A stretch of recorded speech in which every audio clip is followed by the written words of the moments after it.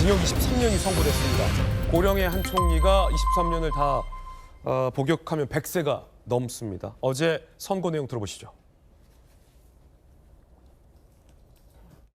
12.3 비상계엄 선포와 이에 근거하여 위헌 위법한 포고령을 발령하고 군병력 및 경찰 공무원을 동원하여 국회, 중앙선관위 등을 증거 출입 통제하는 등의 행위는 형법 87조에서 정한 내란 행위에 해당합니다.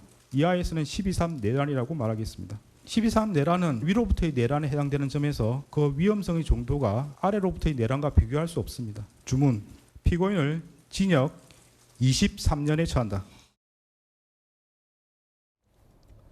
재판부의 선고 내용 자세히 좀 살펴보시죠.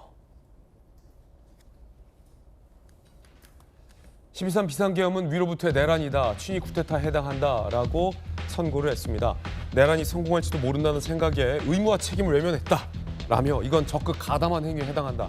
징역 23년을 선고했고 법정 구속까지 시켰습니다. 그런데 검찰의 구형량보다도 더 많습니다. 특검이 구형한 건 징역 15년이었는데 1심 판단은 징역 23년이 나온 겁니다. 그러면서 법정 구속까지. 자, 검사 출신의 김광삼 변호사님, 구형량보다 많다. 거기에 법정 구속이다. 이거 어떻게 보십니까? 저도 저 23년 듣는 순간 저도 악소리가 났습니다. 깜짝 놀랐습니다. 예. 그리고 제 주위에 이제 변호사들이랄지 또 일반 국민으로 얘기를 해봤는데 23년에 대해서 다 경악을 금치 못하더라고요.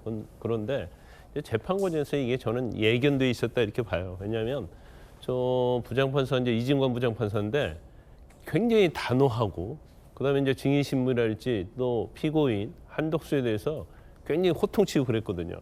그리고 무엇보다 중요한 것 중에 하나가 이 사건 자체를 특검에서요 내란의 중요 임무 종사자가 아니고 우두머리 방조범으로 기소를 했습니다. 네. 그런데 우두머리 방조범에 대해서는 무죄를 선고했어요. 아, 그래요? 네, 무죄를 선고하면서 재판 때 뭐라고 얘기했냐면 특검에게 요청을 한 거죠. 내란의 중요 임무 종사자로 공수처 변경을 해서 기소를 해라. 근데 특검이 기소한 내용은 무죄라는 거예요. 그래서 바꿔서 기소하라, 선택적으로 기소하라 이렇게 보면 요청을 하는데 이게 굉장히 이례적인 거거든요.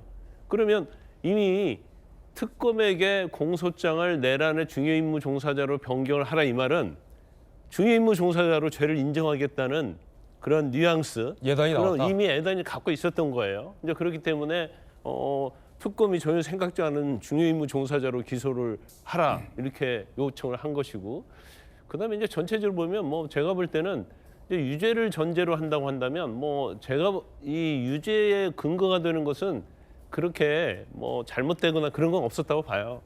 내란 저도 뭐 당연히 내란죄에 해당이 된다고 보는데 이제 중요 임무 종사자냐 아니냐 이제 이 부분에 있어서는 굉장히 확고했던 것 같습니다. 그리고 구형이 15년이단 말이에요.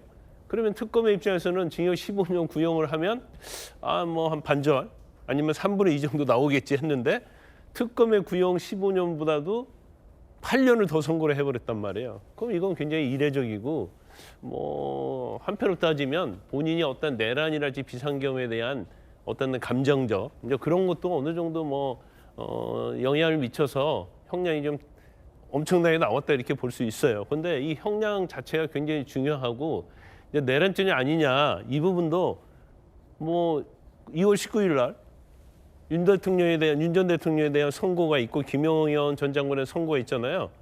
그런데 아무리 재판부가 다르다 하더라도 내란죄로 완전 못을 박았거든요. 그렇기 때문에 영향을 미칠 것이다 보고, 근데 형량도 지금 23년이거든요. 그러면 실제로 중요 임무 종사자 중에서 가장 적극적으로 내란의 역할을 했던 사람이 김용현이단 말이에요. 그러면 김용현의 형량은 어떻게 될 것인가? 그건 눈에 보듯이 이제 뻔하다고 생각을 해요. 그래서 뭐 저는 개인적으로 볼 때 뭐 솔직히 말씀드리면 형량이 좀 상당히 많이 높다. 그래서 이제 항소심 가면 형량 좀 감형될 확률이 좀 크고 이제 제일 중요한 것 중에 하나가 중요 임무 종사자로 볼 수 있느냐 없느냐. 설사 내란에 어느 정도 가담했다 하더라도 그래서 그 부분이 이제 항소심에서 유무죄 굉장히 많은 시간을 할애해서 심리를 할 거라고 보고 만에 하나도 중요 임무 종사자 자체에 인정이 되지 않으면 이제 형량은 아주 낮춰지겠죠. 하지만 그게 인정이 되면 이제 어느 정도는 그래도 낮춰질 가능성이 높다, 저는 그렇게 봅니다. 네, 우리 양기대 의원님 어떻게 보십니까? 어제 선고. 네, 보면 이것은 그냥 단순한 한덕수 전 총리에 대한 판결을 넘어서서 그 윤석열과 그 친이 그 추종 세력들, 뭐 이 세력들이 이것을 위로부터 내란을 했다, 친이 쿠데타다. 이건 상당히 의미가 있다고 생각합니다. 네. 왜냐하면 보통 보면 그냥 내란 행위만 그 혐의를 인정해서 선고를 하는데 위로부터의 내란이고 또 친이 쿠데타다 이렇게 명백히 규정을 했고, 특히 저는 그 판결 내용 중에 이런 게 있습니다. 한덕수 총리의 경우에, 전 총리의 경우에 성공할지도 모른다는 그런 생각을 가지고 이것을 추진하고 방조를 했다. 그런 생각을 이렇게 판결문에 담았는데, 네. 저는 이렇게 그 재판부가 준엄한 그 선고를 한 것은 뭐냐면, 위로부터의 그 내란이고 쿠데타라는 것이 과거에 전두환 노태우식의 아래로부터의 쿠데타보다 더 준엄하게 이것은 단죄를 해야 한다, 그런 이제 결정을 한 것이 이번에 특검이 15년 구형했는데 23년 선고를 한 그런 중요한 계기가 됐을 거고요. 저는 한덕수 총리 개인으로 봐도 그래도 공직생활 50년 넘게 하면서 총리로서의 역할, 또 본인이 공직자로서의 그런 여러 가지 경험상 정말 정의의 편에 서야 하는데, 윤석열 그 내란 세력의 편에 서서 저렇게 쿠데타와 내란에 가담했다는 것은 정말 그것은 앞으로 헌정사에서 또 역사에서 총리로서 내란에 부역한 그런 기록이 될 거라는 점에서 참 치명적이고 치욕적이라고 봅니다. 그래서 예. 앞으로 그래서 공직자들한테도 이런 내란, 쿠데타 등 헌법을 유린하는 불법 행위에 대해서는 절대 가담하지 않아야 한다는 또 준엄한 경고라고 저는 생각합니다. 네. 윤 전 대통령 측 입장과 어제 이 이진관 판사의 선고가 달랐던 셈인데요. 한번 들어보시죠, 이야기. 병력이 투입된 시간은 한두 시간 정도에 불과합니다. 도대체 2시간짜리 내란이라는 것이 있습니까? 질서 유지를 위해 소수의 병력을 잠시 투입한 것이 폭동이란 말입니까? 12.3 내란 과정에서 사망자가 발생하지 않았고 내란 행위 자체는 몇 시간 만에 종료되긴 하였습니다. 그러나 이는 무엇보다도 무장한 계엄군의 맨몸으로 맞서 국회를 지킨 국민의 용기에 의한 것입니다.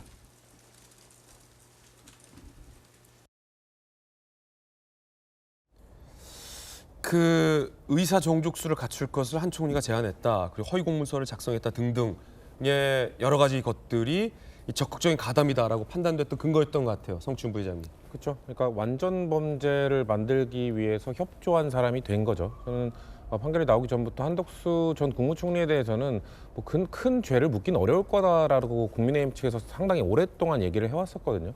그럼에도 불구하고 그 몇 가지 되지 않는 행동이 어떤 영향을 끼쳤는지 윤석열 전 대통령의 이제 12.3 내란이라고 할 수 있겠네요. 12.3 내란에 대해서 뭔가 완전 범죄, 그러니까 사후 공문서 작성 등등, 물론 아까 행사는 하지 않았지만 작성은 유죄라고 판결이 나왔잖아요. 그걸 만들었던 것 자체가 얼마나 끔찍한 범죄인지를 엄중히 꾸짖은 겁니다. 그러니까 우리가 그 전두환 때, 그때도 전두환의 내란 때도 우리가 경험을 했습니다만, 그때 사후 공문서 작성, 그때 당시 최규하 대통령이 서명을 해주면서 거기에 그 시간을 적어준 게 결국 결정적인 요인으로 작용했던 것처럼 이후에 뭔가 그런 것들을 조작하려고 했던 행위들이 중요 임무 종사자가 되는데 아주 결정적 역할을 했다라고 볼 수 있을 것 같고요.